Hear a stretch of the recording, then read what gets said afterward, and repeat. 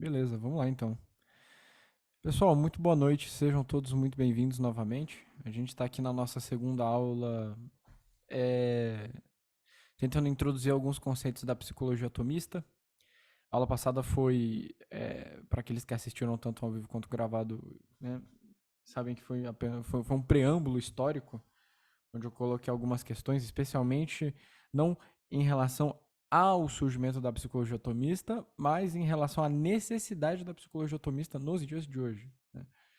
É, Hoje, quem entrou um pouquinho antes viu, a gente vai ser um pouco menos polêmico. Eu não vou falar tanto das desgraças que a gente vive hoje, das ideologias, etc, etc. Mas a intenção aqui vai ser a gente se aprofundar um pouco é, nos conceitos mais fundamentais da psicologia atomista em si, né? Então, como que São Tomás de Aquino, baseado na filosofia de Aristóteles, enxerga a alma humana? Hum? É, assim, eu vou começar essa aula de um modo muito parecido com a que eu comecei semana passada. Existem vários modos de introduzir a questão da alma humana. Algumas pessoas vão preferir introduzir pela teoria das causas de Aristóteles, a causa final, a causa formal, a causa material, né? É, existe a possibilidade de introduzir pelos dados da própria revelação, então você ir lá nas cartas de São Paulo e falar sobre corpo, alma e espírito. Acho que essa é uma via que eu vou me deter aqui, né? Ou tentar explicar pela via fenomenológica, não no sentido da própria escola da fenomenologia, mas de explicar o fenômeno do psiquismo humano enquanto tal, e isso a gente já consegue tirar todas as potências da alma humana, as faculdades, seu dinamismo, a sua finalidade, etc, etc. É, eu gostaria de tomar a tripartição de São Paulo, que tanto o São Tomás usa, quanto alguns autores tomistas que vêm depois, que é a tripartição corpo, alma e espírito. O São Paulo, por vezes, mais de uma vez na carta, ao longo de suas cartas, a gente vê que ele separa o, o dinamismo humano, né, a vida humana, entre corpo, alma e espírito. E é mais ou menos isso que a gente vai tentar explicar hoje. Porque no fundo, quem vai coroar isso é São Tomás de Aquino na Suma Teológica, né? É, eu acho muito evidente aqui, e eu não acho que tenha ninguém tão maluco da cabeça ao ponto de negar que tem um corpo. É, às vezes, por exemplo, na corrente.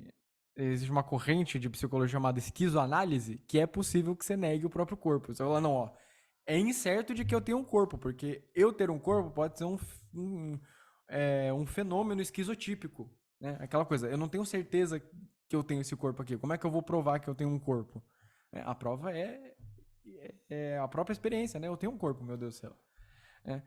Então, vamos considerar que não tem ninguém louco aqui que vai negar que tem um corpo, mas vamos partir dessa base, né? Todo ser humano é dotado de um corpo, isso faz parte da essência humana, né? Faz parte da sua substância ter um corpo, né? Por mais que na hora da morte a alma se separe do corpo, é fundamental, é substancial, é formal, faz parte da forma humana o corpo. Hum?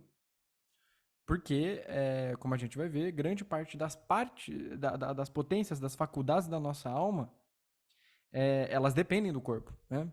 A visão é uma potência que está na alma, mas ela depende do olho, né? Sem olho a gente não vê. Não significa que a gente perdeu a potência de ver. A faculdade da visão, melhor falando, né? Mas a gente vê que o corpo humano, e é esse o ponto que eu quero chegar aqui, ele já, digamos assim, ele já denuncia muitas faculdades da alma. Hum? É, a principal delas, e talvez a única que vocês conheçam formalmente aqui, né? É, é a vista, o olfato, o tato, vista, olfato, tato, paladar e audição. Os cinco sentidos externos. Todo mundo aprende isso na aula de ciência, na aula de biologia. E são as que, no fim, a gente está mais habituado a, a pensar que, ó, isso aqui são os sentidos humanos e nada mais, né? No geral, a gente não aprende os famosos sentidos internos que o São Tomás de Aquino coloca para uma humana. Só que a gente vê que, é, analisando o nosso próprio dinamismo psíquico, ou seja, analisando nossa própria vida, as situações cotidianas que a gente leva, é, as nossas próprias circunstâncias, a nossa vida de modo geral, opa, o que é uma faculdade humana em definição? Ah, boa pergunta, Gabriel. Eu vou responder ela agora.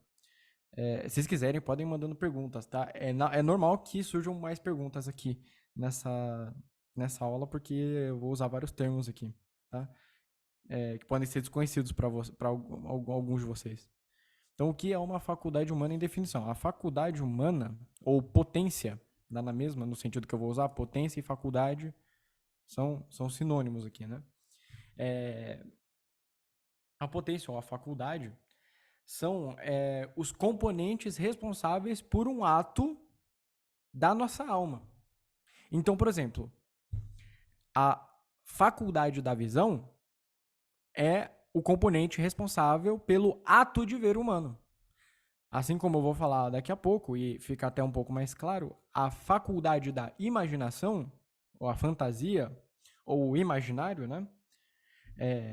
É a potência, a faculdade, o componente responsável pelo ato de imaginar. Né? Como eu estava falando, né? O corpo humano ele denuncia de algum modo como é que o psiquismo humano funciona. Então a gente vê que do mesmo modo que a gente tem órgãos que têm certas finalidades, o pulmão a gente respira, o intestino, o estômago são o sistema digestivo, né? O coração em relação ao sangue, as cordas vocais em relação à fala. Assim como os nossos órgãos eles têm certas finalidades, nós temos componentes internos psíquicos que também têm suas finalidades. Né? A imaginação, a memória, né? A visão.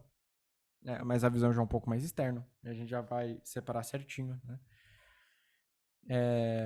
A gente, tanto que um nome para alma, psique, é organismo psíquico. Do mesmo jeito que a gente tem um organismo fisiológico, a gente tem um organismo, ou seja, uma espécie de vida e funcionamento psíquico. Obrigado. Acertou. Obrigado.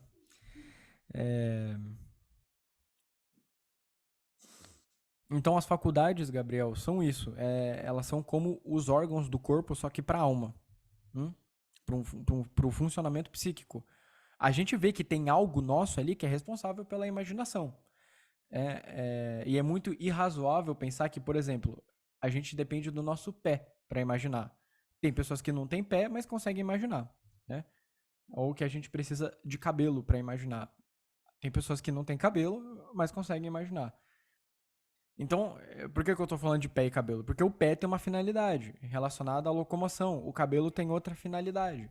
Né? E a faculdade, como uma espécie de órgão, né, da psique, da alma humana, também tem uma finalidade. Né?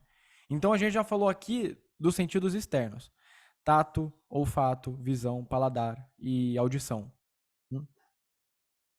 Que partem do psiquismo, mas dependem de coisas bem externas. E a gente tem outros sentidos internos. E aqui a gente já não está mais falando tanto de corpo, a gente está falando de alma. Corpo, alma e espírito, a gente está falando da alma agora. E essa que é a grande parte, não a grande parte, mas uma das grandes partes da psicologia atomista. Onde só ela aí já desbanca um monte de teoria moderna. Mas principalmente, acho que para a maioria de vocês que metade de vocês, aliás, que votaram naquela enquete, que não são estudantes nem de psicologia, filosofia, pedagogia, mas são interessados, conhecer isso ajuda muito na questão do próprio desenvolvimento humano e do amadurecimento, tá? Então, a gente tem que falar das faculdades internas. A gente tem 4 sentidos internos também. A gente tem a memória, a gente tem a imaginação, né?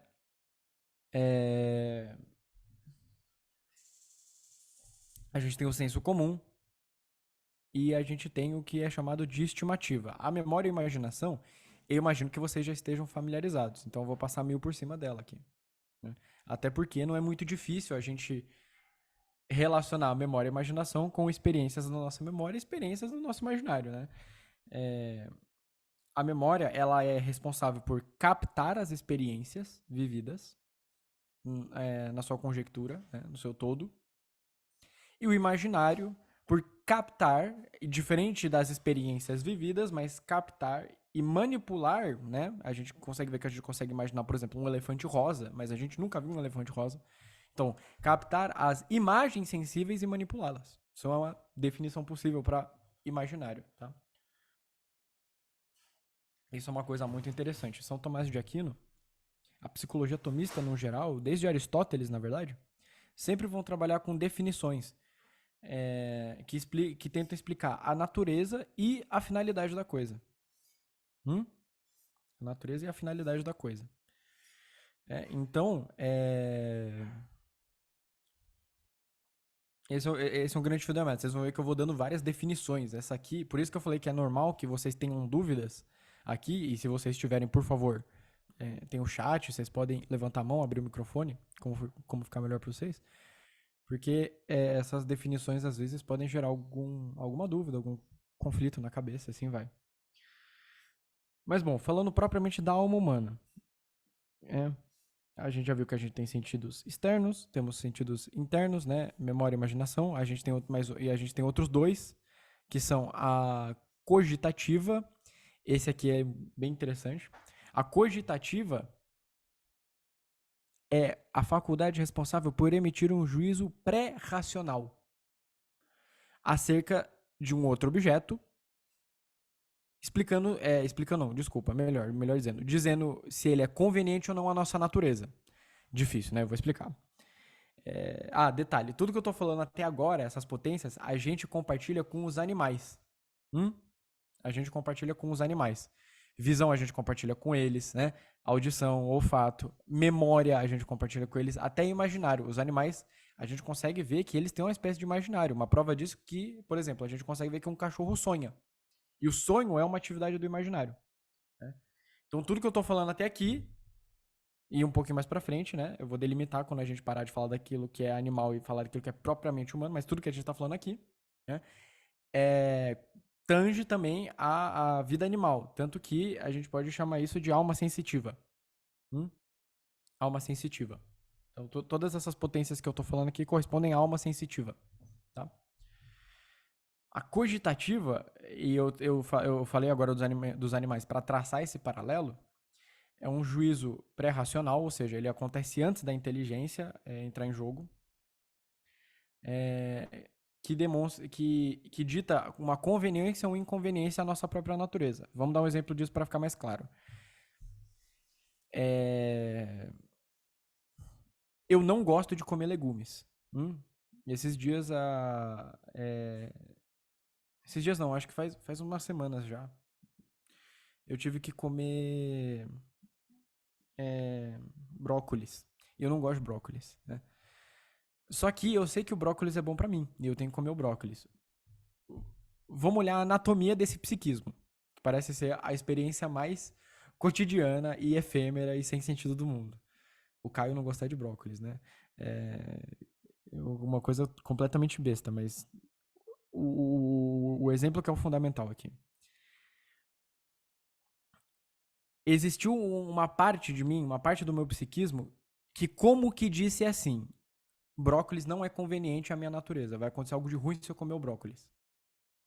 Logo em seguida, a minha razão entra em jogo e fala: não, peraí, o brócolis faz bem, eu tenho que comer o brócolis mesmo o meu paladar não apetecendo ele tanto.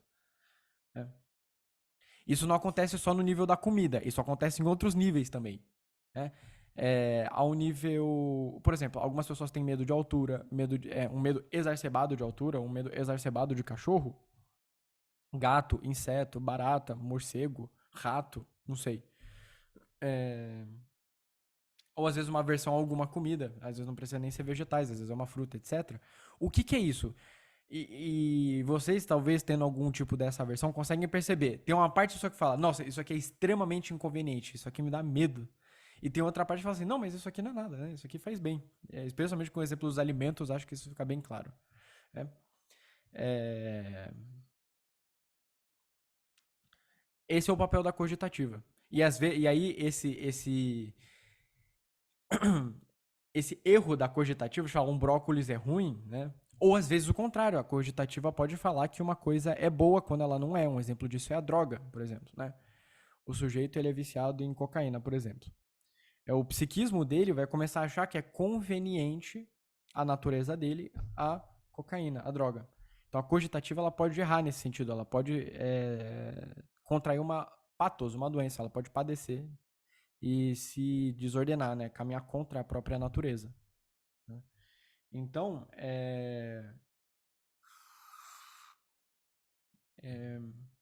a cogitativa, ela tange esse aspecto. Eu não vou me deter muito nela, porque ao longo da... ela não importa tanto para o segmento do que eu quero dizer e das exposições aqui. Se vocês tiverem dúvida ou curiosidade, já vi isso no sentido de apetite racional. É tipo isso mesmo. Não, o apetite racional é a vontade. Ou o apetite racional. A gente vai chegar nela, Gabi. Não é o apetite racional. Ou é cogitativa, ou um outro nome para cogitativa é estimativa. Tá? É isso. Mas não importa tanto por o detrimento das aulas, das próximas aulas. E principalmente ao longo dessa exposição, tá? Eu só estou constatando que ela existe.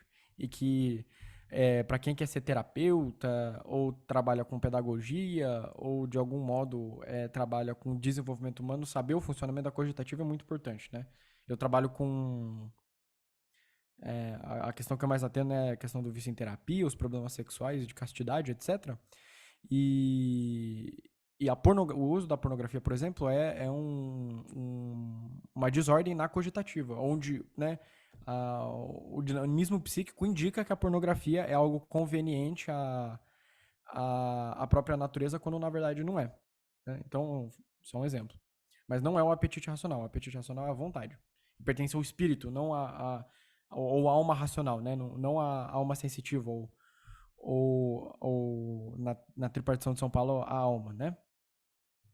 Mas não se atenham muito a isso. Eu só estou explicando os conceitos aqui, até para quem está anotando o teu esquema certinho aí. E se vocês quiserem, eu passo bibliografia sobre depois. Eu passei a aula passada, mas eu posso passar nessa de novo, não tem problema.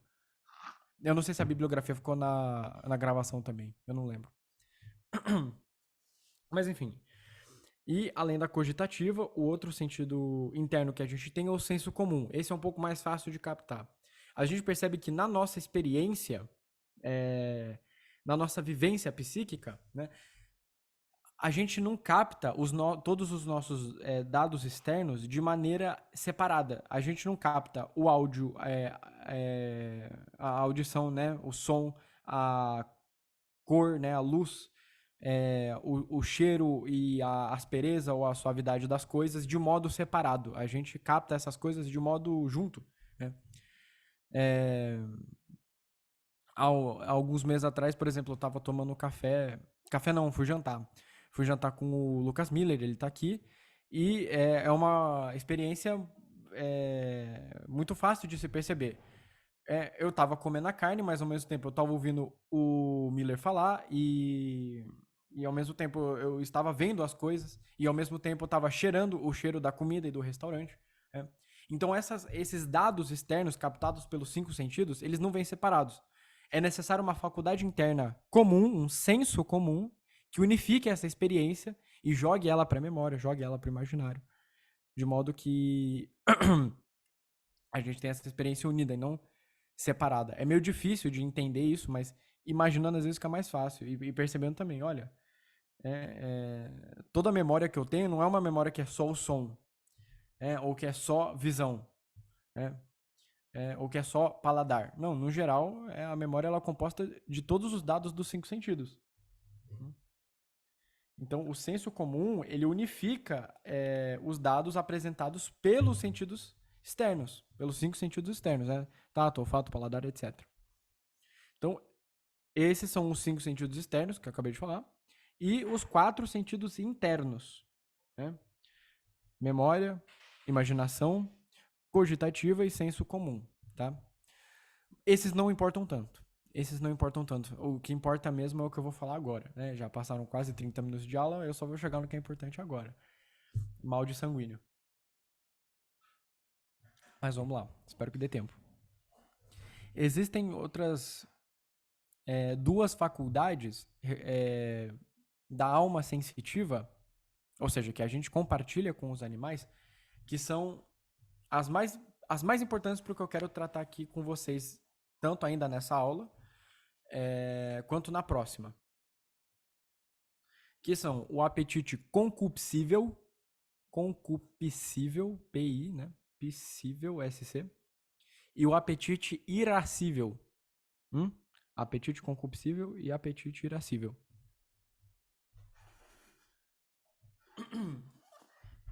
Eu vou me usar das fontes aqui para não errar no que eu quero.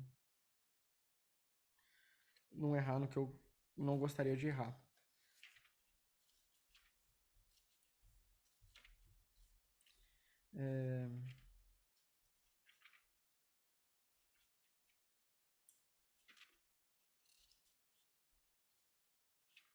Aqui, pronto. Então a gente tem o apetite concupiscível e o apetite irascível, tá? Ainda correspondente à alma sensitiva.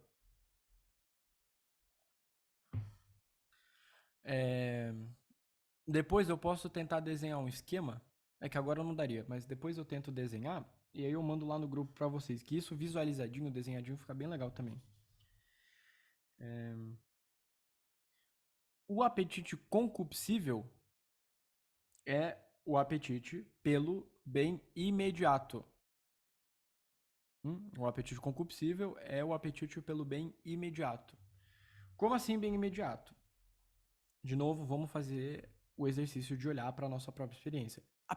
Aprender psicologia tem muito disso. Você viu um conceito, você tem que ver se você percebe aquilo na sua vida, na sua vivência mesmo. Né? Isso já evita muita neurose. Então, o apetite concupiscível, ele é o apetite, a inclinação, o desejo, a gente pode dizer, pelo bem-ardo. Desculpa, o bem-ardo não. O apetite concupiscível é pelo bem imediato. O apetite concupiscível é pelo bem imediato. Como assim bem imediato? O desejo pela comida, pela satisfação. Satisfação do paladar, satisfação pode ser sexual também, comida, sexo, prazer, etc, etc. A gente vê que a gente compartilha isso dos animais. Os animais, eles também têm isso e faz parte da nossa natureza. Afinal, é muito importante que nós tenhamos esses desejos até pela manutenção da própria espécie. A gente realmente precisa de comida. E a gente realmente precisa do aparato sexual para manter para a manutenção da espécie humana, né? Então a gente vê que ao nível natural faz todo sentido que o apetite concupiscível funciona assim. E o desejo pelo bem imediato em si não é mal. Não faz mal ter um apetite concupiscível, né? O problema é ele estar desordenado, que é o que a gente vai ver um pouquinho nessa, mas mais na próxima aula.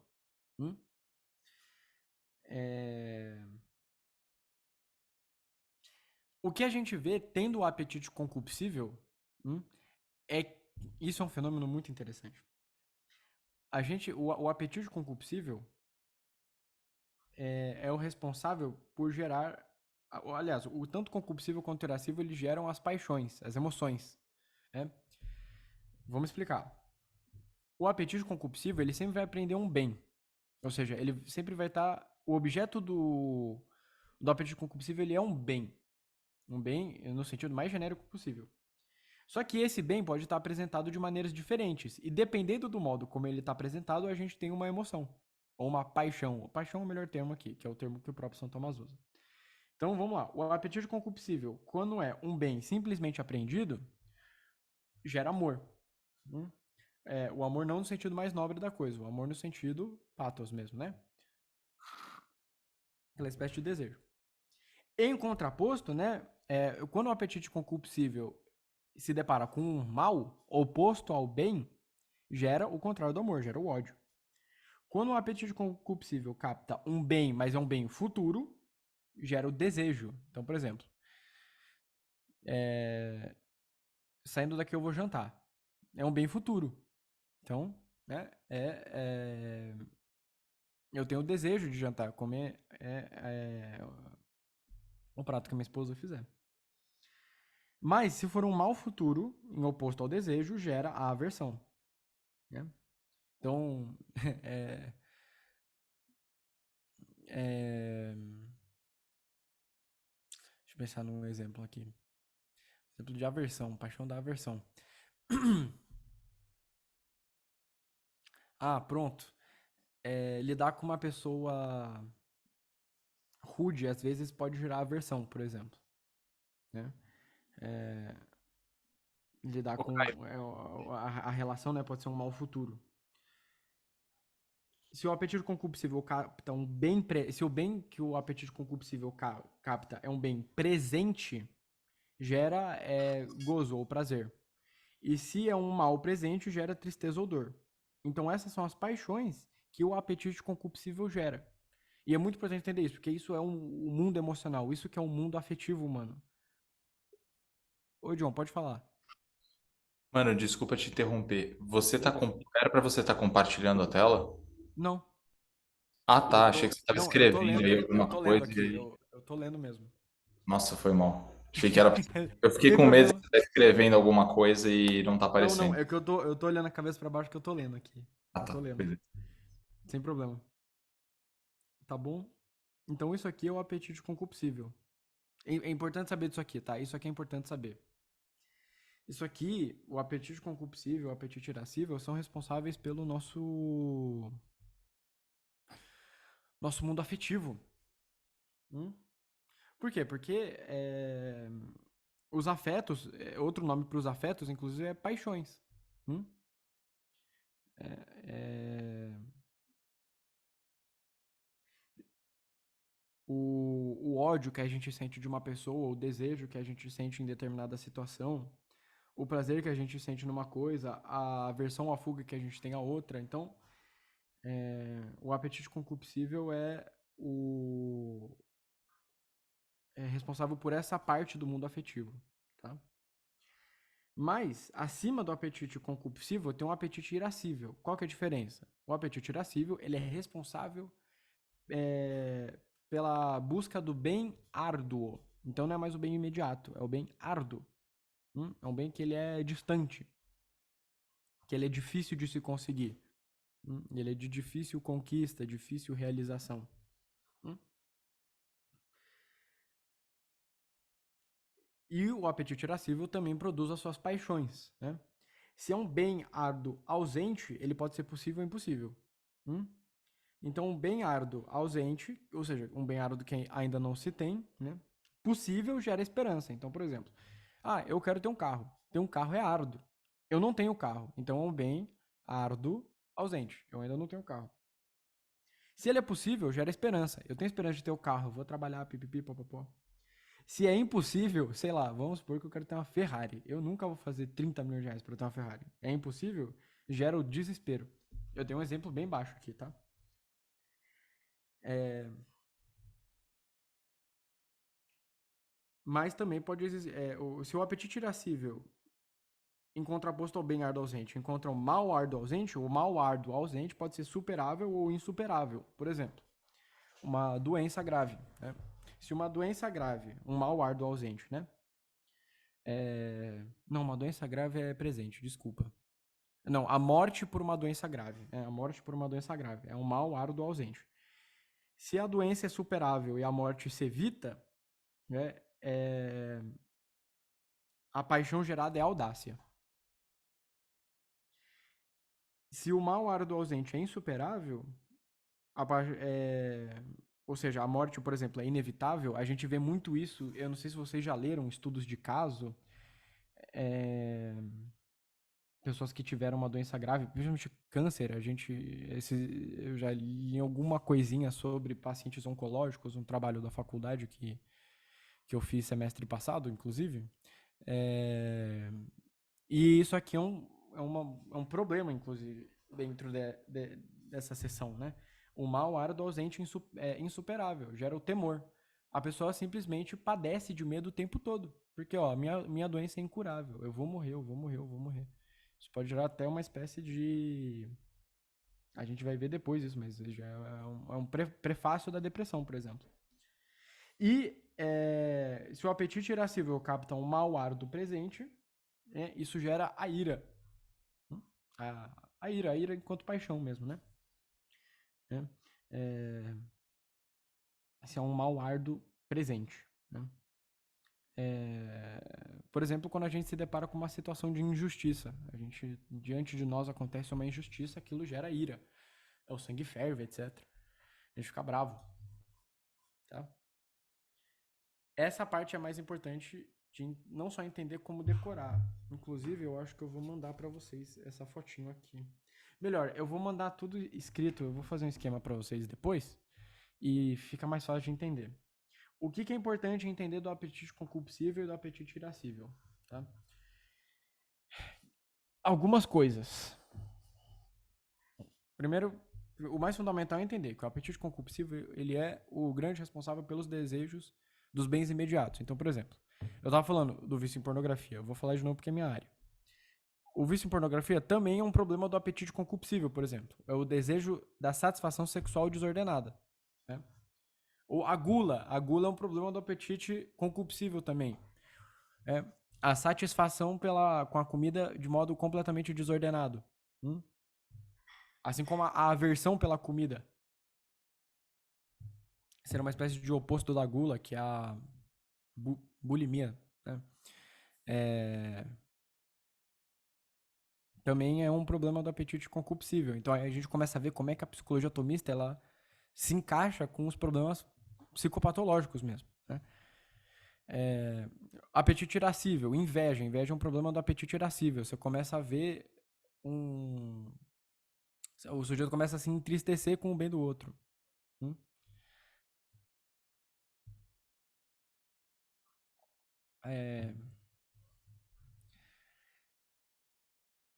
E, num geral, e isso que é o mais importante de entender, e é que eu vou tomar da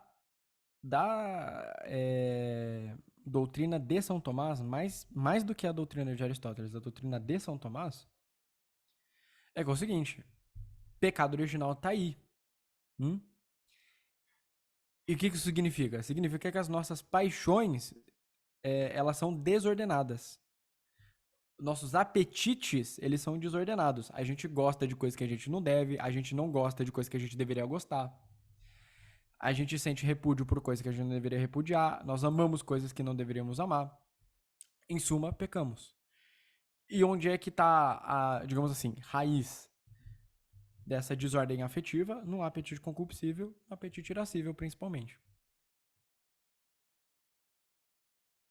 90% dos problemas dos jovens atualmente, gostar de matar é pecado? Deveria ser, mas acho que não é não.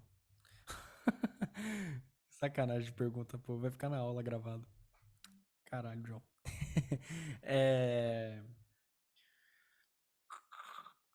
90% dos problemas psicológicos que as gerações mais recentes padecem, seja procrastinação, seja ansiedade, seja depressão, né, correspondem a essa desordem no campo afetivo, no irascível e especialmente no concupiscível. O vício em telas, vício em pornografia, vício em comida, hipersexualização, vício em jogos, vício em aposta, vício em compras. Tudo isso são problemas especialmente de ordem do apetite concupiscível. Ou seja, a pessoa não tem uma boa relação com as necessidades imediatas dela. Já está uma coisa desordenada.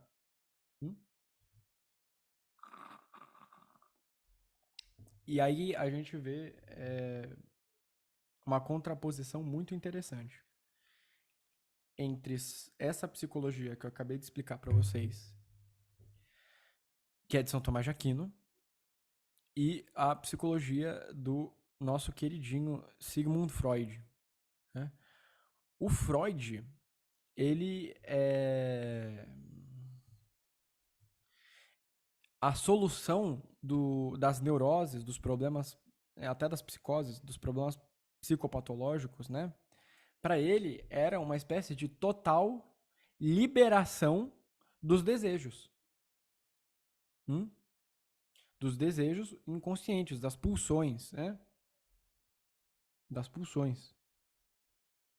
Eu não vou entrar nem no ateísmo do Freud e nem na revolta que ele tinha com a Igreja Católica. Eu vou falar só da psicologia. Mas, ó, pro Freud, o homem, o homem arquetípico, o homem ideal é o homem neurótico. E aí já tem problema, porque se o ideal de homem é o homem neurótico, não existe homem são. E para Freud era mais ou menos isso mesmo. Agora, a solução das psicopatologias para Freud passavam por uma espécie de liberação, né? Alguns psicanalistas vão se deter mais nesse assunto, como o próprio Herbert Marcuse, que foi o, digamos assim, o pai da revolução sexual, de Woodstock. O lema paz e amor vem dele, né? Vem de uma obra chamada Eros e Civilização.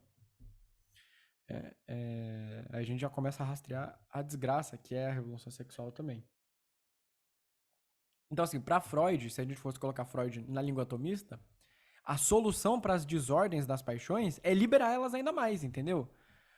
Ó, você tem problema aí com trair sua mulher com a vizinha? Não tem problema, é que você tem que ir lá e pegar a vizinha do outro lado também. Se a gente levar o Freud às últimas consequências, é isso que acontece, tá? Mas para São Tomás de Aquino e para Aristóteles, não é bem assim, é claro, né?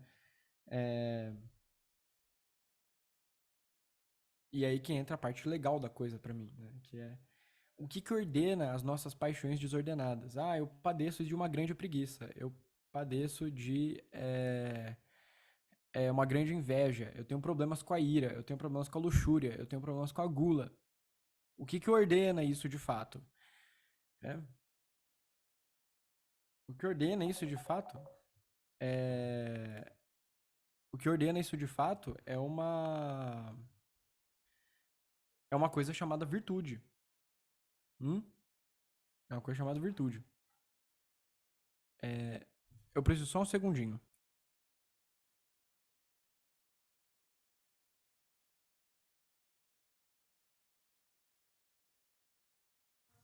Pronto.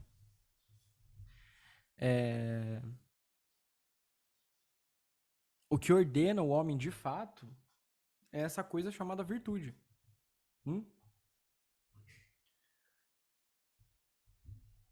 A virtude ordena as paixões humanas. Né? Vamos pegar um exemplo disso. A tal da castidade.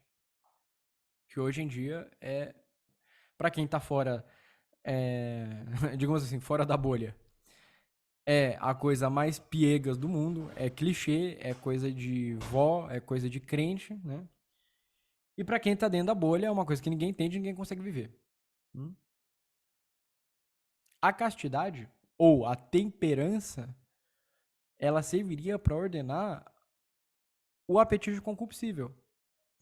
Os desejos imediatos pela satisfação, ou o desejo pela satisfação imediata, melhor assim. Né? O desejo pela satisfação imediata, em relação à sexualidade. E é lógico que isso faz bem para o ser humano, né? É lógico que isso faz bem. Né? A gente vê assim. Vou voltar lá no Freud.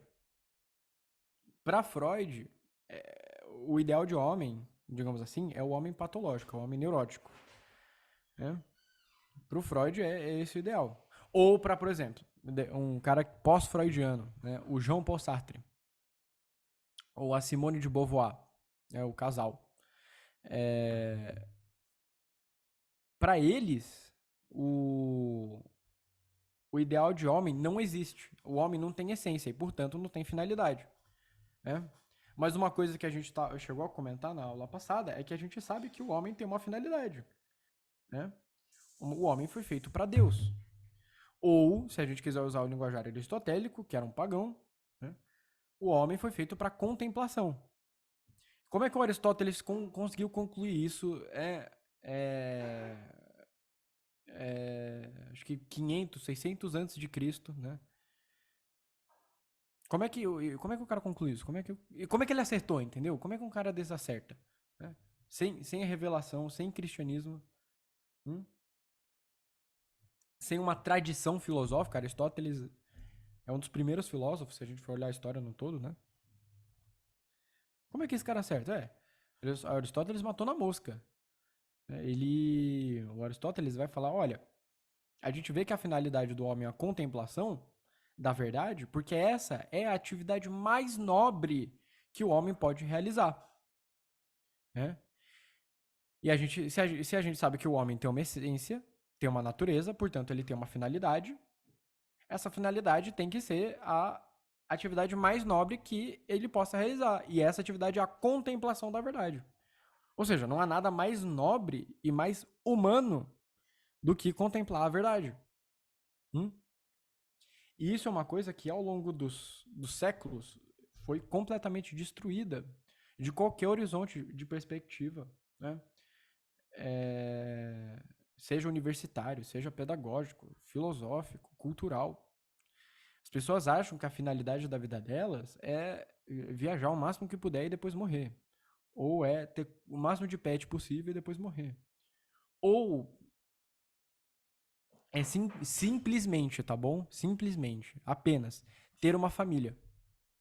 Ter uma família faz parte. É dessas coisas que eu citei, é a mais natural. Mas não é a finalidade da vida humana. A finalidade da vida humana é a sua atividade mais nobre. E a atividade mais nobre que um ser humano pode fazer é a contemplação da verdade. Só que aqui tá. A gente não consegue contemplar a verdade se as nossas paixões, os nossos apetites, eles estão completamente desgovernados. Né? O sujeito que não é casto, por exemplo, ele não vai conseguir chegar naquele nível. Porque, ó, bem resumidamente, para Aristóteles e para Santo Tomás, o sujeito que contempla a verdade é o sábio.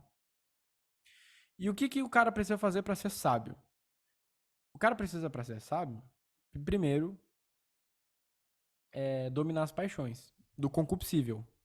E para dominar as paixões do concupiscível, ele vai precisar recorrer a duas virtudes. Desculpa. Para ordenar o concupiscível e o irascível, que é o primeiro passo, ele vai precisar de duas virtudes. A virtude da temperança, virtude cardial da temperança, para ordenar o apetite concupiscível dele em relação a comida, bebida, sexo, droga, etc. Ou seja, ele tem que ter um certo autodomínio em relação aos desejos imediatos. E a fortaleza para ordenar o irascível, a virtude da fortaleza para ordenar o irascível.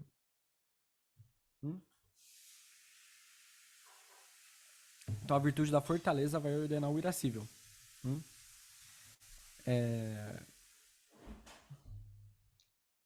Porque a virtude da fortaleza é aquela virtude que faz com que o sujeito aprenda a apanhar, aprenda a sofrer.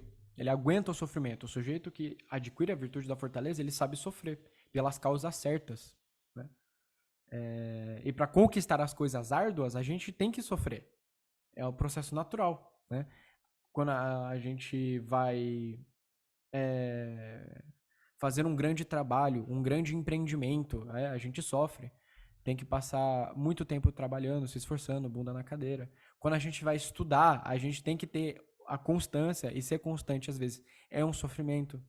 Quando a gente vai rezar, a gente fica entediado, a gente não consegue se recolher.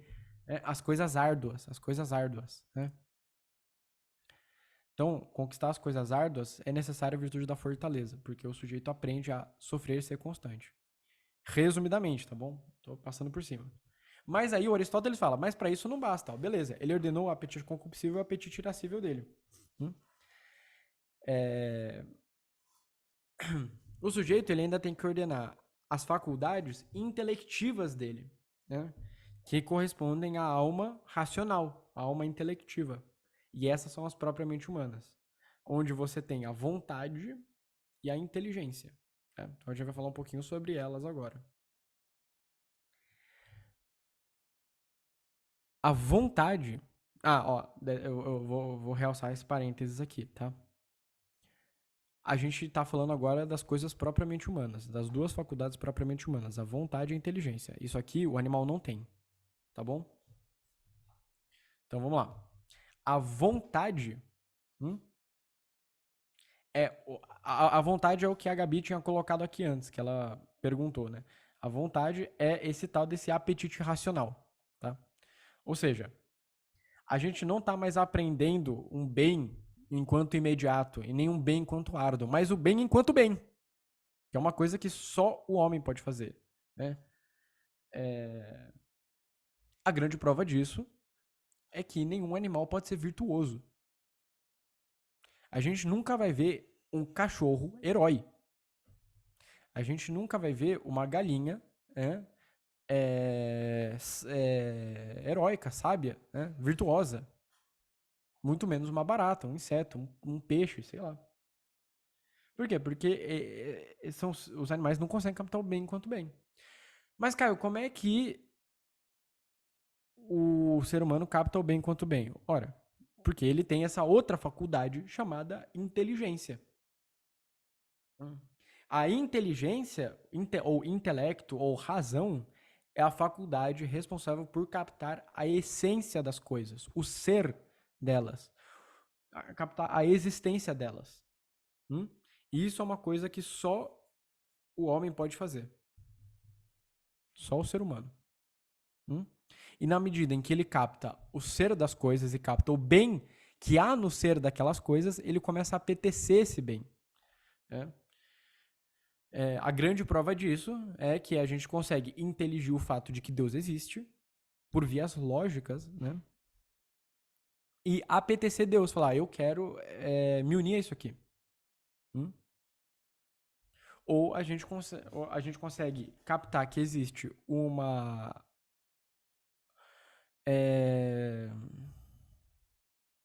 ordem nos nossos atos que a gente deveria transpor, que é a virtude, e a gente consegue apetecer isso, ou seja, um bem enquanto bem que a inteligência capta e a vontade apetece.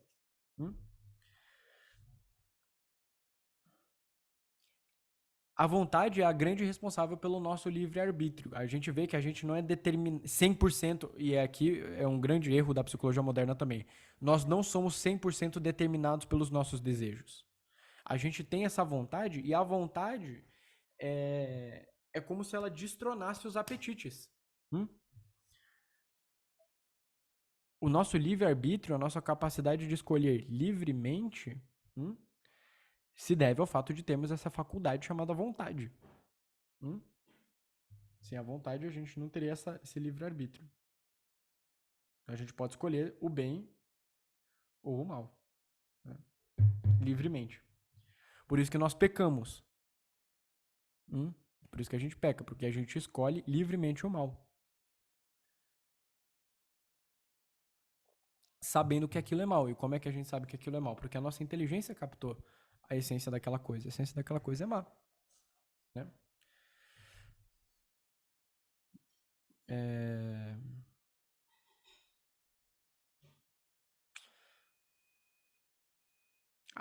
O sujeito vai matar, por exemplo. O sujeito que mata e sabe que matar é errado, o que diz pra ele que matar é errado não é bem o apetite concupiscível, o apetite irascível, né?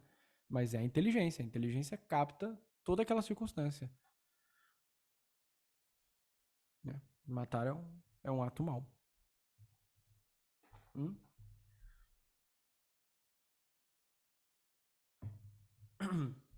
Então, o apetite concupiscível a gente ordena. O apetite concupiscível a gente ordena com a temperança. Tá? O desejo pelo bem imediato. O apetite irascível a gente ordena com a fortaleza. Capacidade de sofrer, ser forte no sentido de aguentar o sofrimento e com uma certa constância, né? A vontade a gente ordena com uma virtude chamada justiça. A vontade a gente ordena com a justiça. Porque tendo a virtude da justiça, a gente consegue desejar o bem para aquilo que é desejável, realmente desejável de se querer o bem. Né? Ou, outra definição para justiça é dar ao outro aquilo que lhe é devido. É o hábito de dar ao outro aquilo que lhe é devido. Toda virtude é um hábito, tá? Por isso que essa é a definição de justiça.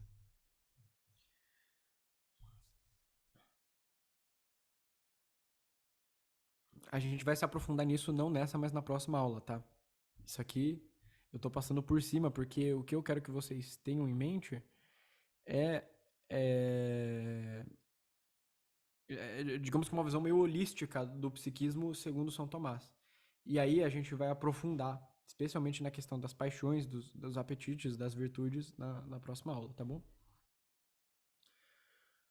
E, por último, a virtude que ordena a inteligência é a prudência, capacidade de escolher o bem. O bom hábito de sempre escolher o bem. Tá? Só que aí,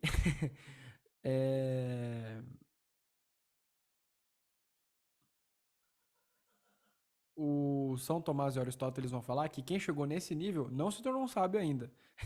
Se tornou um virtuoso, mas é tipo assim, olha, agora você tá na estaca zero, entendeu? Você limpou a casa.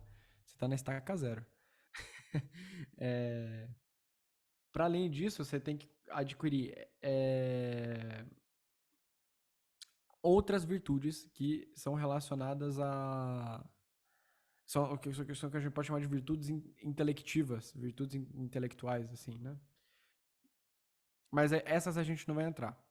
Mas a vocês saberem, a última delas é a sabedoria, que é o que faz o homem sábio ser sábio.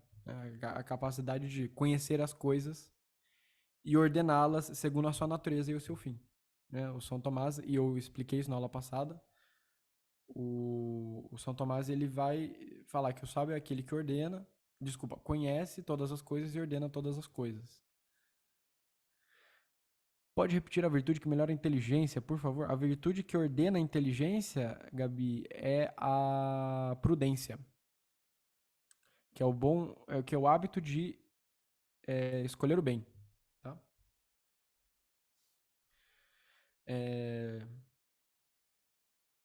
E isso, por que essas virtudes? Porque essas virtudes ordenam o homem para sua finalidade. Isso é muito simples. E claro, quando a gente vê, tanto na nossa experiência, a gente vê que é difícil rezar, estudar, ter uma boa rotina, ficar mais forte, né? Ficar mais inteligente, etc. Até trabalhar, né?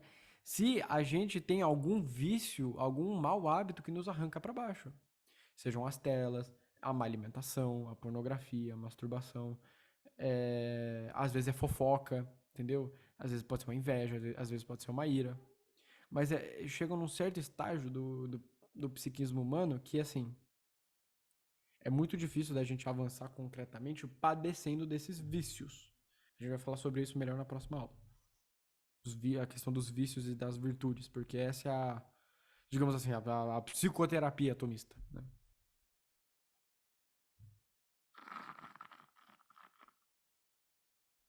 Então, só para vocês terem uma noção, uma virtude é um bom hábito. Um hábito eletivo para o bem. O vício que desordena a nossa alma, a definição que a gente pode dar para ele é que é um mau hábito, um hábito operativo para o mal. Ou seja, ele tira um componente nosso da sua finalidade, da sua natureza. Por exemplo, o apetite concupiscível tem como uma das finalidades a manutenção da vida sexual. Só que aí o sujeito vai lá e, sei lá, trai a mulher com a vizinha, né? O que é isso? Isso é um problema de luxúria, isso é uma desordem. Ou seja, ele não está usando mais a sexualidade dele para finalidade do matrimônio, né? Para finalidade da união, para finalidade da manutenção da espécie. Então, o vício, ele sempre tira o homem da sua finalidade, do seu eixo, da sua natureza. Ele desvia o homem da sua verdadeira finalidade. Por isso que a psicologia atomista é uma grande refutação da psicanálise, do ideal de homem freudiano. Porque o Freud vai falar que, e não só do ideal de homem do Freud, mas, por exemplo, o ideal de homem do existencialismo ateu, né? Ou do humanismo ateu, né? Que o homem não, ou que o homem normal é o homem doente, não é. E que o homem ou que o homem não tem natureza e não tem finalidade, não tem criador, também não é verdade. Pelo contrário, e esse é o grande resumo dessa exposição aqui, né? É, o homem, ele tem um criador, ele foi criado para esse criador, né? A finalidade do homem é a contemplação da verdade. E no final, a verdade é o Logos divino, e essa verdade se encarnou, inclusive, na forma de nosso Senhor Jesus Cristo, né? E o homem é feito para isso. E parafraseando Santo Agostinho, né, é o cor inquietum, meu coração estará inquieto enquanto não repousar em vós. E a gente vê que a natureza é assim mesmo. E a gente vê que, por exemplo, o Freud, o Jean Paul Sartre e a Simone de Beauvoir foram pessoas completamente frustradas em suas biografias, em seus planos, em seus escritos, né? É, a- a- a- simplesmente pelo fato deles serem ateus e partirem toda essa teoria de um ateísmo ilógico, a gente já vê que está tudo errado. E hoje em dia a gente vive numa época que as pessoas não falam de castidade, é que a gente tá numa bolha. A grande maioria, acho que 90%, 99% de vocês estão na mesma bolha que eu, né? A gente ouve falar de cristianismo, castidade, virtudes, etc, mas assim, 99,9% do mundo não ouve dessas coisas. Hum? E mas verdade seja dita é que a finalidade do homem é essa. E que o psiquismo humano verdadeiro é esse. Hum? E conforme a gente vai estudando essas coisas, a gente consegue ver que, assim, olha, realmente eu vejo que eu tenho esse vício aqui em mim, que esse vício é relacionado à preguiça, que eu preciso melhorar aqui meu apetite irascível. Estudar essas coisas de psicologia realmente nos ajuda no dia a dia, né? Eu falo por mim mesmo, ó, se eu não entendesse essas coisas, eu seria que nem barata tonta solta, assim, eu não teria norte nenhum pra, pra minha vida pessoal mesmo, assim, né? O que eu tenho que melhorar. Essas coisas ajudam no exame de consciência no final, né? O que eu tenho que melhorar, quais são os meus vícios, o que eu preciso corrigir, né? O que eu preciso. Ó, quando eu digo que vou esperar o casamento, as pessoas começam a me ver como tipo de obeção. Foi assim comigo também. Né? Foi assim comigo também. É normal, a gente se acostuma, a gente dá risada dessas coisas, no fundo. Não tem muito problema. Né? É, mas enfim, assim, a gente vive num mundo muito doido. Que eles pegam esse negócio aqui que eu expus hoje e eles viram aos avessos, assim, né? O mais importante é o concupiscível, é a satisfação com todo o McDonald's do mundo e todo o sexo do mundo pra você. Seja livre. Né? Grande liberdade é essa. Você vira escravo das próprias paixões. É essa liberdade que a revolução sexual defende. Você vira escravo, no fundo, né? A verdadeira liberdade é você negar os seus próprios desejos. Vem um desejo desordenado desse, você consegue negar. Fala, não vou.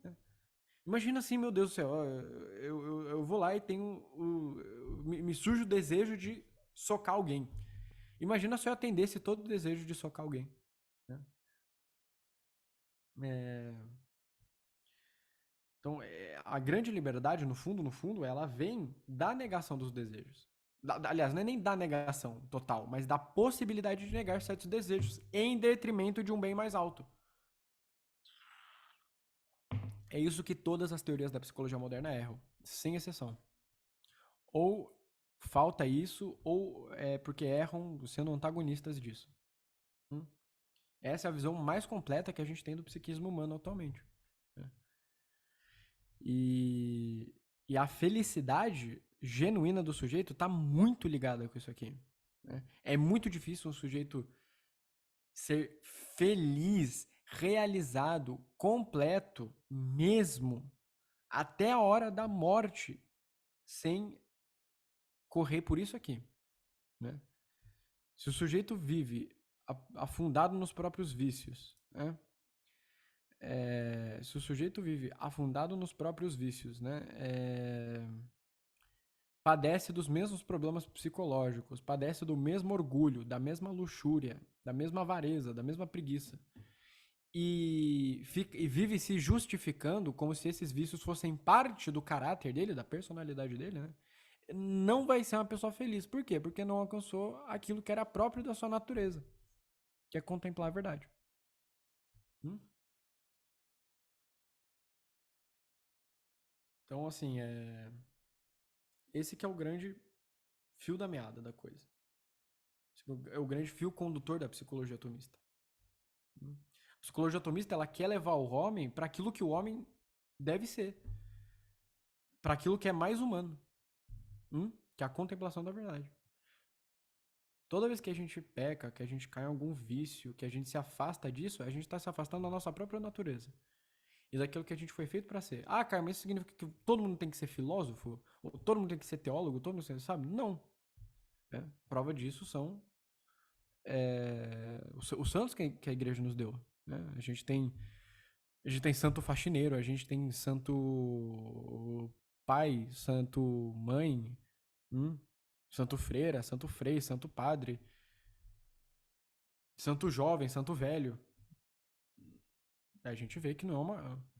O evangelho a psicologia atomista, né? O evangelho está aí à disposição de todos. A boa nova foi anunciada, entendeu?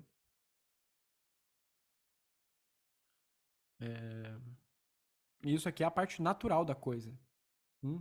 A gente não vai falar aqui, porque não vai dar tempo, e eu acho que eu nem tenho todo esse estudo para falar sobre os dons do Espírito Santo, os graus de oração, etc., que aí seriam não mais o organismo psíquico, mas o organismo espiritual do homem batizado. Mas é uma coisa que está na psicologia atomista também. Isso não é desconsiderado. Pelo contrário, é maximamente considerado. Então, assim, isso é uma coisa muito importante da gente entender. A gente tem essas potências da alma, elas têm uma finalidade, a gente deve lapidar elas para que assim, a gente conquiste essas virtudes mesmo. E conquistando essas virtudes, nós nos ordenemos. E se Deus quiser que a gente chegue em algum nível, que a gente consiga ser capaz de ordenar outras pessoas para essa mesma finalidade. E assim vai. Todos nós crescemos ouvindo, você pode ser tudo o que quiser, ou basta querer. É. Você pode ser tudo o que você quiser. É a história da mamãe pato e do filho pato. O filho pato pergunta pra mamãe pato: Mamãe, eu posso ser astronauta? Fala: Não, por quê? Porque você é um pato. Pato não pode ser astronauta. É a coisa mais besta do mundo, mas é que é verdade. Tenta ser tudo o que você quiser aí pra ver o que acontece. Enlouquece. Então, assim, essas teorias modernas, elas são enlouquecedoras, no fundo, né? Como eu falei, tem a esquizoanálise lá. Você começa a duvidar que você tem corpo. Né? Ou existencialismo ateu.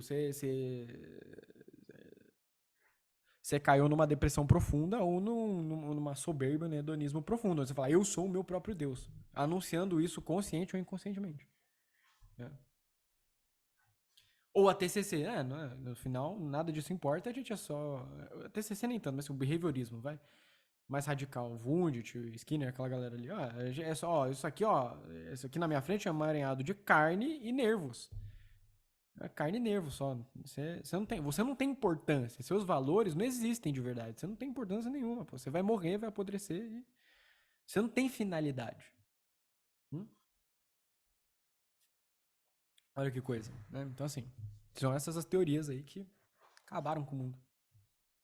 A gente vê as neuroses que as pessoas vivem hoje. Muitas delas se espalharam, inclusive, para a teologia, né?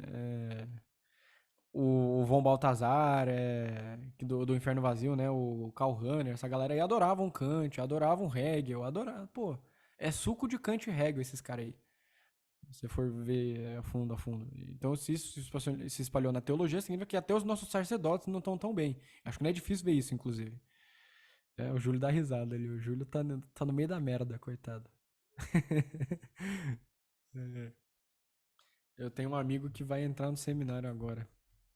Dia 25. Ele falou que ia entrar, aí minha reação foi: meus parabéns, que alegria e meus pêsames. Que é um negócio torturante. Tá bom, senhores? John, consegue parar de gravar? Aí a gente vai para as perguntas, tá bom?